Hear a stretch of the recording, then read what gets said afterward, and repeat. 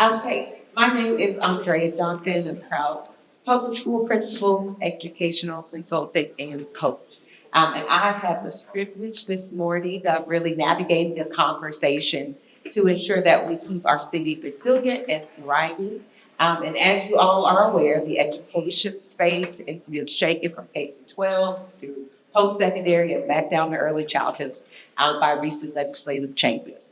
But we have the most amazing leaders today that are bold and they show up anyway, despite the uncertainties that are going on at the moment. So I want to, without further ado, allow them to introduce themselves and just tell us the organization you represent and a little bit about you. Sure. Well, good morning, everybody. Good to see you, and so honored to be with this panel up here. Thank you for moderating this important conversation.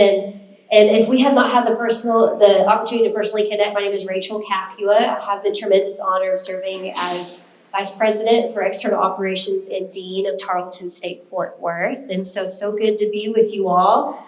And I love what you said. I think to build a thriving, resilient community, because we are one, it is about showing up. So if this is your first time, I met Dion. Did I get the name right? I love it. Dion with the City of Fort Worth right before this. This is her first City of Fort Worth event. Maybe this is your 5th or your 500th City of Fort Worth commitment.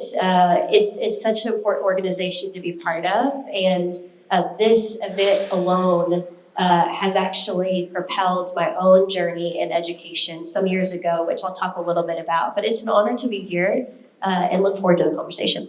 Thanks for the ribbons. Well, good morning. My name is John McGann, and I'm with the First Euless Bedford Independent School District. I was elected in May, so just a few months in, but I've been involved with the district for a while. Prior to that, one of the reasons why I got into this is my background is in developmental neuroscience. And so I spent a lot of time studying kids' brains, how they develop, how you can help them out to grow. And really one of the best things, one of the closest things we have to a silver bullet to help kids and then ultimately communities is public education. And so I wanted to be as involved with that as I possibly could. And things got a snowball, then eventually somebody says, hey, you should run for school board. So I did that, and I did that right at the time where we're dealing with some very interesting things from the legislature that I'm sure we'll talk about here in just a second. Thank you. Good morning, everyone. Rashad Muhammad, Director of Student Support and Engagement in Crowley ISD. I'm actually entering my 16th year in Crowley ISD.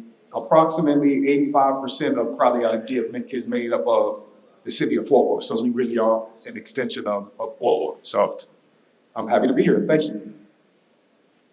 Good morning. My name is Jasmine Posada. I am the Program Director for United Community Centers. Previously worked with Fort Worth ISD Middle School Math, and then also worked as a coordinator managing multiple grants, as well as the SB 8282 partnership between districts and charters. So very familiar with a lot of policy. And currently with United Community Centers, we do focus on literacy in the after-school program for pre-K through 5th grade. So I was not kidding when I said we had a powerhouse of the field, right? Yeah. So we'll jump in. And as you said, that there's been a much uncertainty right now. But what do you guys feel is the most urgent gap you see growing in our education today? Sure. So I so appreciate the perspectives on this panel because you have a little bit of a lot of things. And I think it's a testament to that any gap that we're trying to fill, any question that we're trying to answer, any problem we're trying to solve takes every single part of this panel. It's higher education, it's community, it's K-12. I'm grateful we're going to talk about early childhood in a way because it does start I love that your background is neuroscience and the brain because I know we'll learn a lot from you, but to serve students well in education and again, I think filling any gap is to holistically look at education in a way that serves students and families at every level. So from a post-secondary standpoint, I'm going to say post-secondary attainment is a gap that the higher education piece is trying to fill. And I know that's more than one sentence or more than what was asked, initially. I know when we were preparing for this panel, but it is so complex and the work that we're doing is too important not to say that it's a big part of all of our work. Absolutely, I removed the one thing. I appreciate that very much. And I absolutely agree with everything that you said. What I would add to that would be the college career military readiness. This has been a big focus in K-12 recently, and it's an area where I think there's a lot of room for growth. There are a lot of places where we can improve and we can offer more opportunities for our students so that way they can get out into the real world and live the life that they want to live.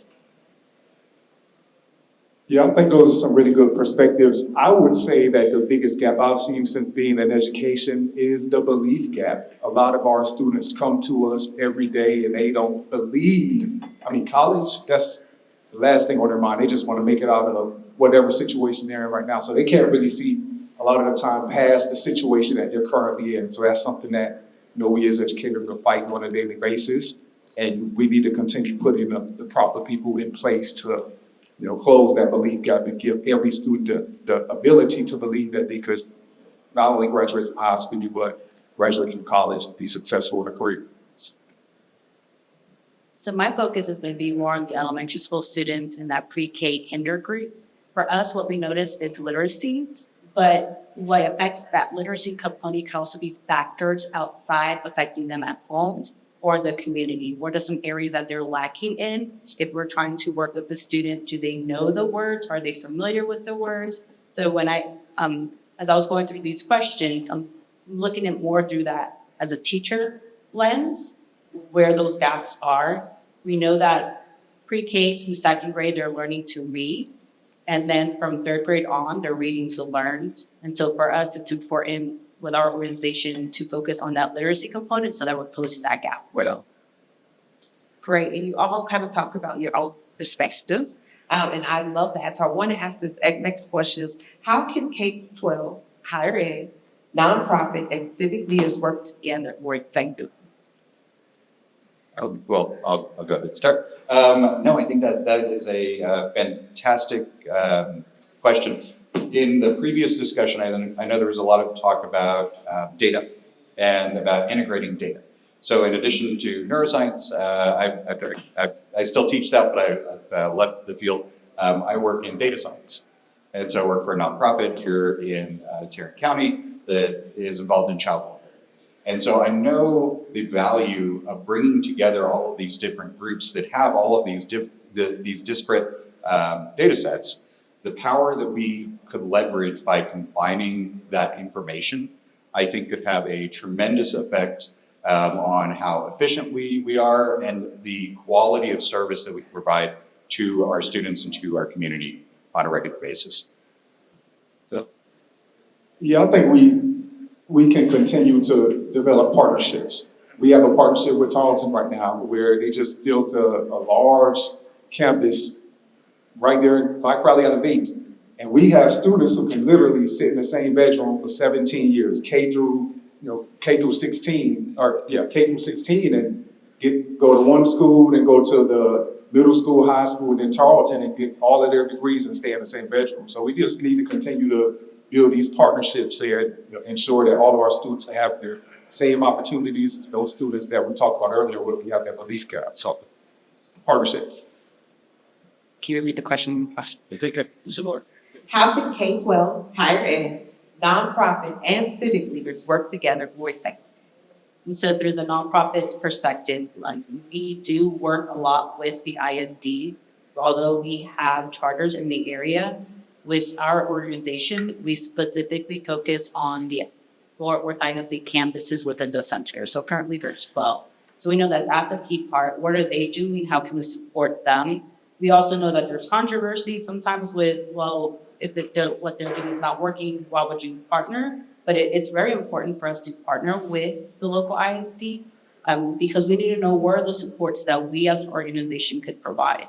And so if that means bringing in certified literacy specialists to work specifically with our group after the kids worked all day in their program, but then we also work with different partners throughout the community because our goal is that high school graduation, then go into secondary education as well. And so we're trying to bring in people to just connect with them, but not just them. We are also very family focused. So oftentimes I think we focus too much on the student, not realizing that sometimes the parents don't know where the support comes in. And that's where all the other agencies and collaborations come in to help provide that support.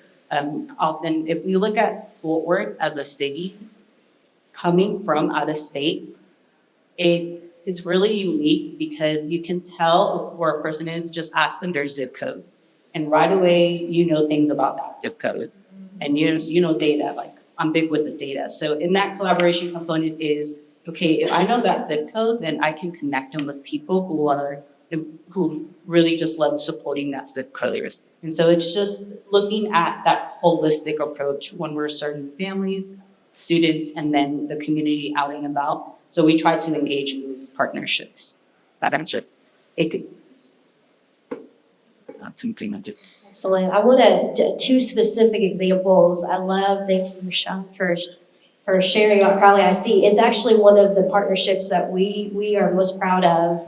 And I want to specifically talk to dual credit and dual enrollment and education because it's changing genuinely the landscape of how we serve students on the post-secondary side in particular. So as Mr. Muhammad said, we have Crowley ISD students taking classes right out of high school, right as a first-year student or in high school through dual credit for the first time as of this last academic year. So year one was 215 or unduplicated students, if you will, and they were taking college level English and math.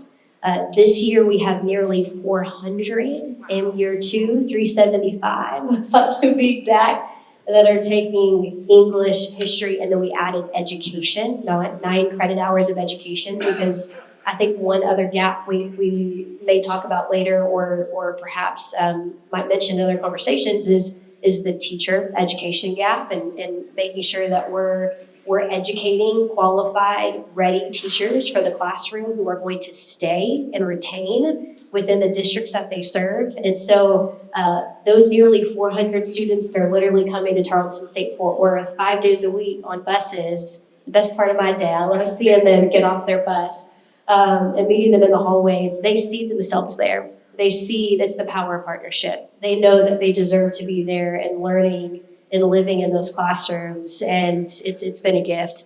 The second thing I want to say is, in terms of partnership, is the Tarrant 2 and Through partnership, T3. And I think it's a really great example of working across the continuum in education to serve well. And I had the opportunity to serve T3 prior to Tarleton State in college and career success. And the one takeaway, many takeaways, but one in particular was that it took community industry, it took nonprofits, it takes, again, K-12 at every level, it takes teachers and serving teachers well in the classrooms, and it takes every single higher education institution that we have here in our county to do that work. And it's more than just scholarships, right? It's more than a last dollar scholarship. T3 in partnership with our higher education institutions are filling the tuition gap for students who come from economically disadvantaged households. We can say, here's a scholarship and hope they do well, but equally as important as getting them to that post-secondary institution is that they stay at that post-secondary institution.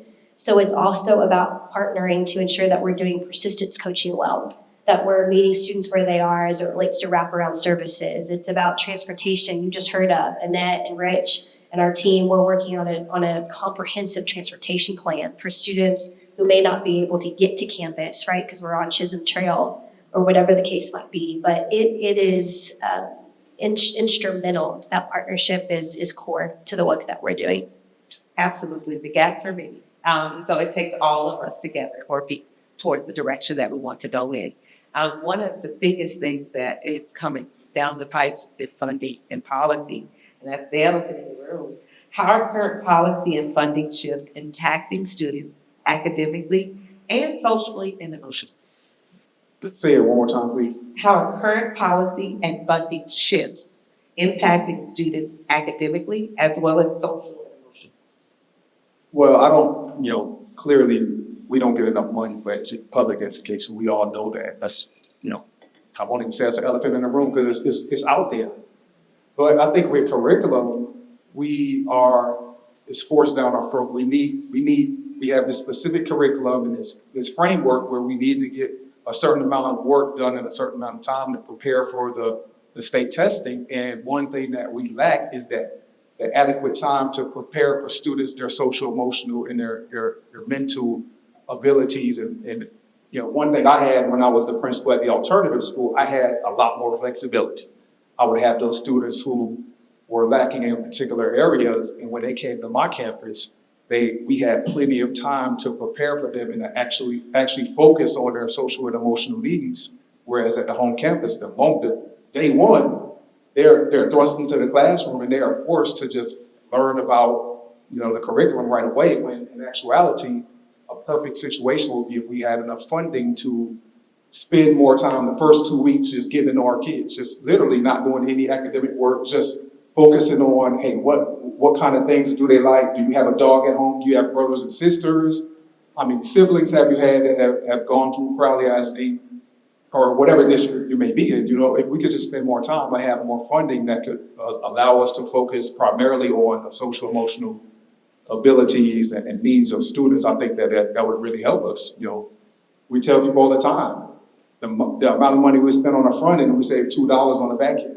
So put more money up front in education and we'll have less, we focus a lot on criminals and things like that, but spend more money on education and we can save ourselves from having to build more prisons and that kind of thing. I had a former principal who he did a dissertation on the amount of the correlation between students who are retained in kindergarten and those people who end up in prison later on, and it was staggering. So spend more money up front, more free pre-K and those kind of things, and it's gonna benefit us in the long run. And just for the audience sake, when you talk about the funding, we're talking about for staffing or for time for you to be able to have the social emotional conversation. I would say both. Even paying for the curriculum for proven programs that really help. We did restorative practices. We were trained in restorative practices. We went down to Austin for an entire week, and a lot of us became certified restorative practice practitioners. And one thing we learned is that when you focus on restorative practices, if it's done with fidelity, if it's done correctly, it will totally change the complexion of your entire campus or district. So, wherever we need to spend the money, spend the money. Thank you. We saw the big example of this with ESSER funding. It was provided to bring in just out-of-the-box thinking to support families and students when it comes to the social emotional, bringing in tutoring, the additional support, accelerated learning. So we see that once this, they said, okay, we're no longer funding this, a lot of those programs began to drop. And so that also affects the nonprofit world, because a lot of the nonprofit world, what they do is they help support and are able to tap into some grants through that process. Even this year, we know that there are some very key organizations that were working, let's say, with our refugee students at some of the campuses in Fort Worth ISD. But with that funding dropped, they could no longer support at that level that they needed. And so we see the impact there. For our organization, we do get some impact. For example, when we provide food for through Tarrant Area Food Bank to our families, they did a great job with ensuring that the agencies were not affected or whoever was serving clients. This morning we had our mobile food pantry at Wesley Center in the Diamond Hill area, but we knew that for 2 months we gave out food, but we didn't give a lot of food. So we know that impacts the family too. And we had a lot of families just tell us like, hey, this little bit helps a long way for us. So we see the impact there too. We see them not just in the student, not just in the campus, but we also see it out in the family and the community in their lives, not having those resources available. And then a lot of nonprofits didn't plan for those grants to run out at the level that they did. And so we see a lot of nonprofits either shifting on how they do programming or closing, which for us has been a little sad to see, like, wow, we've worked with these agencies for a few years and now they're no longer able to sustain. And so now they're shutting down. So we see the impact in the nonprofit world in that way. Sure. There was a similar question on a panel this week. We had an opportunity to host a conversation at Tarleton State Fort Worth for the Fort Worth Report. Anybody there? It's online. If you want to watch it, it was so good. It was it was 2 university presidents. So our president, Dr. James Hurley, president of UTA, Dr. Jennifer Cowley, John Goff with Crescent Real Estate, a representative from Lockheed Martin, and a Bobby Audier with A&M Law. And they asked a similar question. And I thought it was interesting. Everyone had kind of a different perspective, of course, based off of where they were coming from and the lens they were looking through.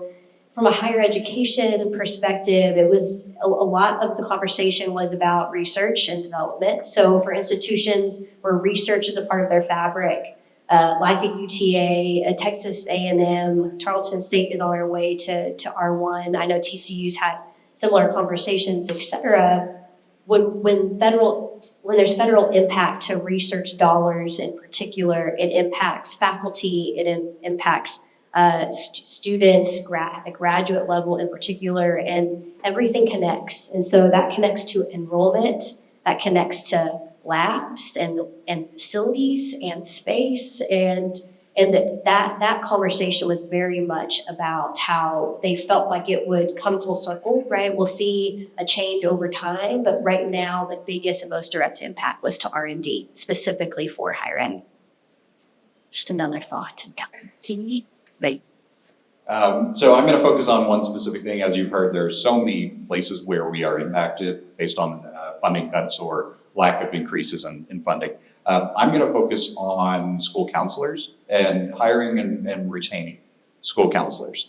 So I'm going to give you a little bit of a backstory. Most of you may already know this. You're pretty engaged. But this past legislative session, there was an opportunity for the legislature to increase our basic allotment, which is kind of the baseline that we get for every student.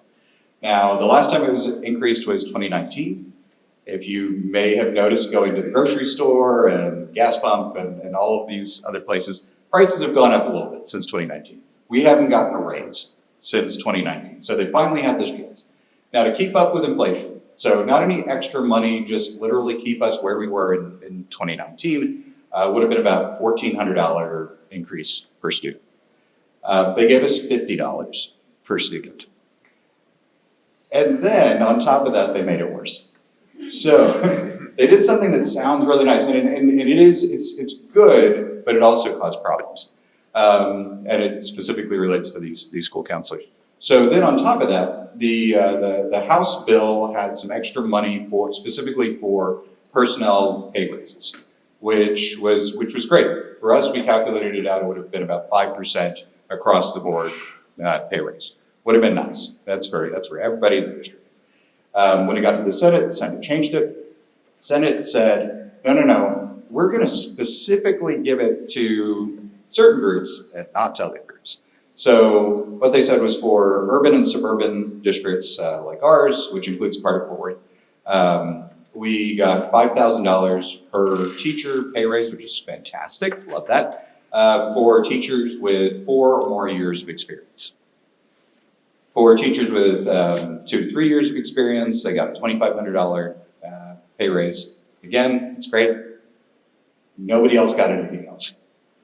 So what that puts us into kind of a weird position is because there's no funding from the state for the school counselors. There's no funding for the administrators. There's no funding for janitors, for child nutrition folks who need these increases. What happens is now it's, well, these folks over here, your coworkers, are getting this big pay raise, but you're getting nothing.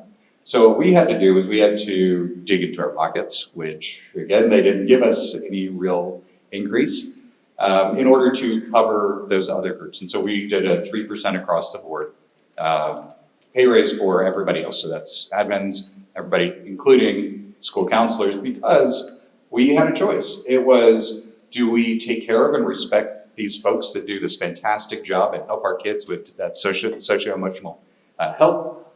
Or do we lose them to other districts that do decide to respect them and give them what they deserve? So we made that choice. Now, in order to fund that, we're going to have to do what most of the districts around here you're going to see do, which is to go out and raise taxes. And so we're going to have these elections in November, these what are called VATers, voter approved tax rate elections. And we've got to hope that our community will come together and support folks like our counselors. Fortunately for us, we believe that will happen. Our community has been fantastic and it's come out and helped us so many times before. And I think that they will see the value of the school counselors and all of the amazing work that they do and the need to retain those folks. So glad to be talking about everybody in the building, not just the teachers, everyone you impact. All right, so as we're wrapping up, I think we have about 8 more minutes. Really, we know it's a crisis, everyone understands that.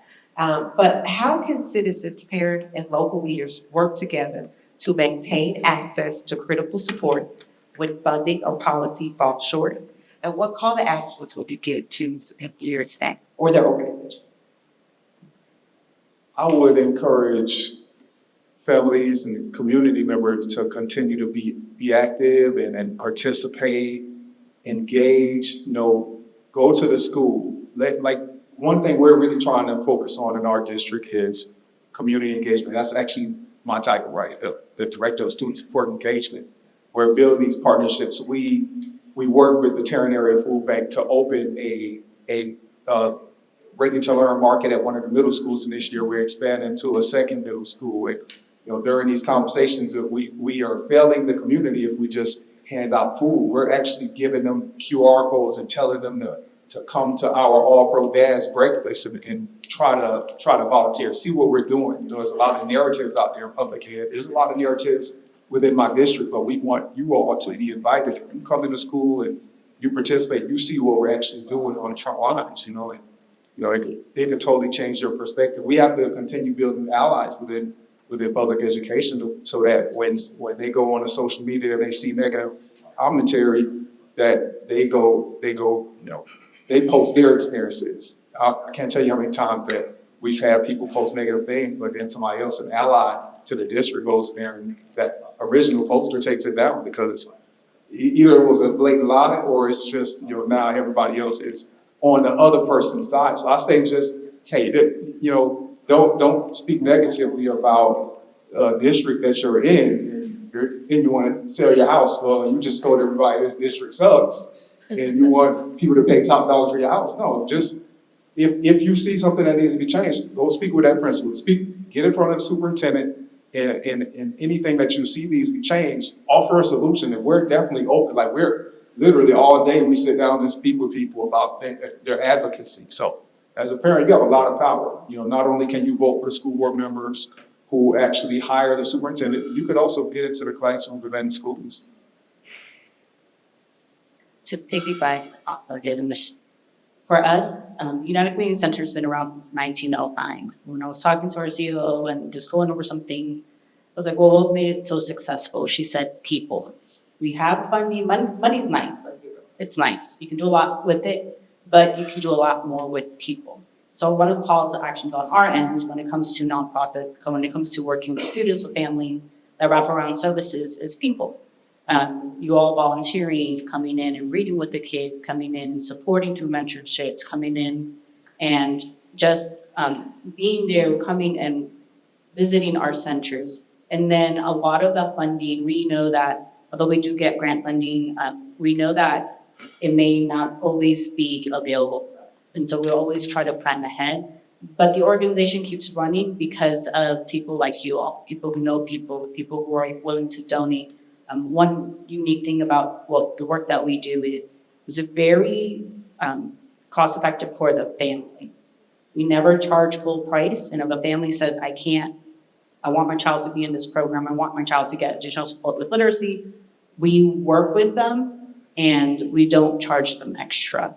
And so just things like that, it's people who really just help us continue to move forward as an organization. And that's where our focus has always been. The more that we serve, the more that we're working with people, the more that we allow people to come and work alongside us, has been a very impactful for the organization as a whole. And then as an educator, as a community member, the call to action is get to know what's happening, be aware. Sometimes I enjoy, this is just me, people make fun of me, but I enjoy watching the school board meeting. but not the same day. I like to rewind and fast forward. There's some complaints I don't want to hear, but I enjoy it because it allows me to be informed of what's happening at that district. For me specifically, it's Fort Worth ISD because this is the community I serve, or we serve a lot of their campuses.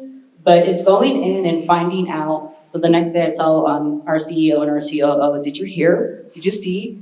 But because it will impact us as well. So as a nonprofit, it's important for us to also know the policies and know what's shifting, because then we have to make those shifts along the way too. So although you might think, oh, it's boring, you learn a lot from those. And sometimes they're a little bit entertaining, but you learn so much from watching your local ISD coordinate.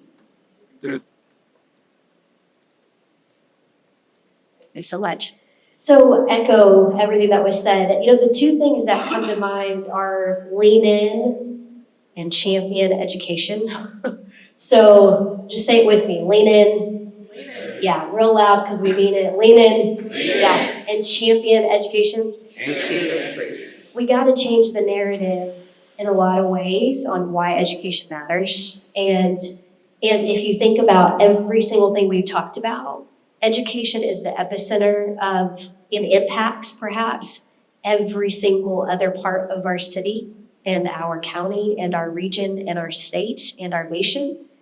And I want to specifically speak to those that do not have children in the education system in particular, because one question that is often asked is, I might not have children that are school aged and participating in, so why and how should I get involved, right? And I think that one of the most monumental and pivotal things that we can think about in moments like this is that our city, it depends on quality education.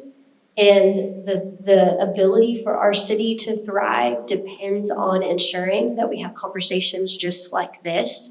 And leaning in and championing education at every level can make such a difference in that. And I do genuinely believe that leadership, those at every level within our districts want to have others be part of the work. And that's an encouraging place to be. It's a really, really encouraging place to be. So in showing up, whatever that looks like, if you are interested in mentorship, one of the things I love most about Tarleton State is that 52% of our students are first generation and their families to pursue a college education. 52%, maybe it's serving as a mentor to a college student who may not have support at home to have the encouragement and the persistence and the resilience that they need to get through every single day. Might literally be a phone call or a coffee chat with you. That is a small but very significant way for that one individual, and therefore the ability for them to graduate with a post-secondary degree that can make a difference. And I think that whatever that may look like, right? Or maybe it's reading, it's literacy at the kindergarten level and beyond. Maybe that's serving or supporting or volunteering at Tarrant County College and a lot of their even on the workforce side and credentialing. Maybe that looks like advocating for your organization or the employer that you work at to start an apprenticeship program so that students can get college level credit for the work that they're doing. And your returning students, non-traditional in age perhaps, that might need to still finish that bachelor's degree can do so. There's so many different ideas and thoughts perhaps on how we can approach this. And I think you being exactly where you are this morning, interested in conversations just like this, is a beautiful way to start. So ask questions and dig deep, but lean in and champion education for the good. And I think that if we can, it's not storytelling in the way that let's just share the good news. It's because the good news is already happening. We just have to lean into that and be in the right places at the right time to make sure that those stories are the ones that are being talked about and shared. Thank you for all that. And yeah, clearly we are preaching to the choir. You all are actively engaged. But I know we've talked about a lot of different ways that you can get involved. I can add a few more. We have a clothes closet. We have, get involved with the PTA. You don't have to have kids in the school. to be involved with the PTA. That you can, for us, we have a program called Trojan Talk, where at one of our high schools, people from the community come in and speak with high school students for 30 minutes once a month and kind of talk to them about what they do with their business and how to get involved in that. So there's so many different areas. That also presents a problem though, doesn't it? Because it feels a bit overwhelming. It feels like I should be doing these 40 different things that I could possibly do. In cognitive psychology, there's something called the choice paradox. And so most people, if you ask them, is more choice good? Is that going to make me happier? Most everybody will say absolutely, yes, more choice will make me happier. Turns out it doesn't. Once you get over a certain number of choices, it becomes really hard to figure out what's the best choice. And the reality is there's usually not a best choice. There's just a choice that's good and another choice that's good over here. You've seen car companies have gone to this model. Back in the day, it used to be that you could pick every little thing about your car. Now they have packages, right? And they do that, and they have usually like 3 to 5 packages. And they do that because what they have found is if you limit choice, and then you ask about customers' experience later on about how happy are they with their car, they're actually happier in that case where they have fewer choices. So what I would say is take all of these different options, boil it down to find 3, and then just discard the rest. Don't worry about it, and do something. Don't try and do everything. Just do something, and get involved in that way that makes you feel good in that moment. And maybe you get involved in a different way later on because maybe that turns out to be a better thing for you. But in this moment, the best thing is just to find something and get involved and do it. Just to echo that, we need you. So summing all that up, we need you to help us on the front line every day. So we are coming to a close, and although it is uncertain, what we don't for certain is you have will be perfectly will find every day to ensure our students have what they need. So we're very appreciative of your time today, coming out and speaking with everybody. And so we want to thank you. But we want to first open up for question and answer from the audience.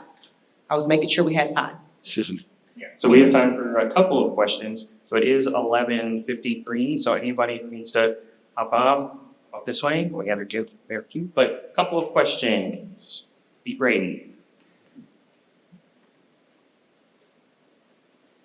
Good.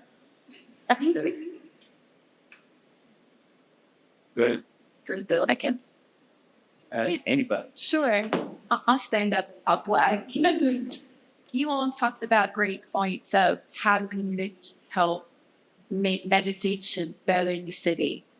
What are ways that y'all really like to see that kids are experiencing, specifically K through 12, to kind of shield them from the struggles that we're dealing with education? What are y'all seeing that the kids are just really thriving in? And one way to keep that on, to keep them kind of shielded from our issues today. Good. It's a great question. One thing I might say is exposure. When students are exposed to environments or others, leadership, mentorship, it can really change the trajectory of what they know is possible for themselves.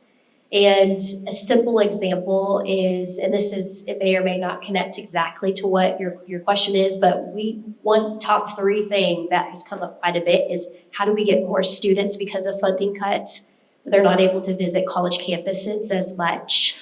And so how do we help ensure collectively that these students are able to visit area institutions of higher education so that they know what their options are, as well as seeing themselves and what the right fit for them is? We have exceptional institutions of higher education in our city. And if anyone has noticed lately, there's kind of a boom happening in higher ed right now, yes, kind of a boom. And there's options because we have to make sure that for a city that's the 11th largest in the United States of 1 million people and beyond, we think about Crowley of 17,000 students in a district alone, HEB, et cetera, not just the city of Fort Worth, but our county and our area districts to serve the number of students that we need to.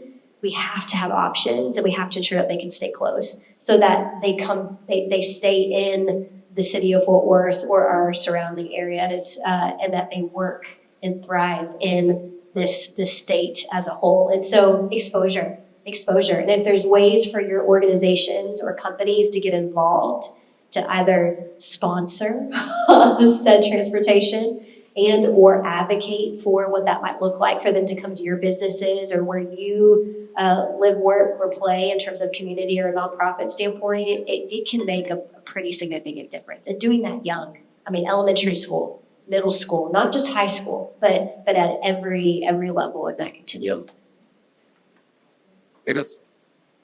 Yeah, I agree. That was a great question. I agree with exposure. One thing we have done in my district is to provide students with a voice. So student voice is like one of the initiatives that we created, and we really try to utilize that to get information from all 17,000 students in the district. So we have student trustees that actually serve as board members on our board at our board meetings every month. The only thing they don't do is go to executive session. They speak. They speak with the students throughout the district and get their information and bring it back to the board. And, we went down and took a trip to the Capitol in February, and this was right when they were talking about vouchers. And we had our students who literally sat in front of representative, and we told them and they probably already have their mind made up, but we want you to be compelling enough that they feel bad about themselves when they look in the mirror that night. Like seriously, they already knew what decision they were going to make, no matter what the kids said. But we just wanted them to think man, I'm really harming that child by making this decision I'm about to make. So I just think provide students with an avenue to express their feelings. I do a lunch bunch with the elementary kids, and just have a conversation with them and bring that information to our student trustees. And these are just things that we share at the board meeting with the board members. So, yep. It's powerful. So coming in through the nonprofit lens, not being able to be at this campus all day, going back to exposure, but helping kids understand, as an organization, we help kids understand where they are in their week. And then we start showing them their progress. Not that campuses are not doing that, but we get to do it at a more personal level because the number of kids that we serve is a little less than what our campuses serve. But not just that, then we also introduce our parents to it and show the importance of that literacy, what that level means, what it means that if you grew 2 levels and now you're on level, or you're approaching level, which means you're just 1 level before getting on level. And so in showing that progress, it takes that ownership. I was visiting one of our centers and I hear a little kindergartner crying. He was like, what happened? Why is he crying? They're like, oh, mom's picking him up and he's sad that he has to leave. And it was already 5 something, and he's crying because he did not want to leave the center. And that's one of the things that we do. So you all, as an organization or as an individual, is just going in and supporting or serving either through reading programs, that exposure. And I know what I know now. When I was younger, I wouldn't have gone the route I would have been. I would have been a structural engineer. I'm so loving this building, looking at details. I know that would have been where I would have gone to go, but I'm so grateful that I did choose education. But just that, showing our kids that there's so much more, especially we work with the 76104, 76105, and 76106. A lot of the kids, even at the middle school level when I taught in the Morningside area, never went on the other side of 35. They didn't know. We had some kids visit the stockyards this summer. They had no idea that you can come. And they're our JC, which is our 5th and 6th graders. So they were just oh my gosh, I got to touch a longhorn. I got to do, I'm not sure if they were supposed to, but they did. They loved it though. The exposure of coming to the stockyards, mind you, it's only a few minutes away, not even 10 minutes away, and they never been exposed. So it's just exposing them to just new opportunities, what's out there, coming in through that younger age lens, but also letting them know where they're at. Because they want to take ownership of their learning, and they want to know how they're improving. Even the ones who are the toughest, sometimes they're very smart, and we need to challenge them a little bit more when it comes to their academics.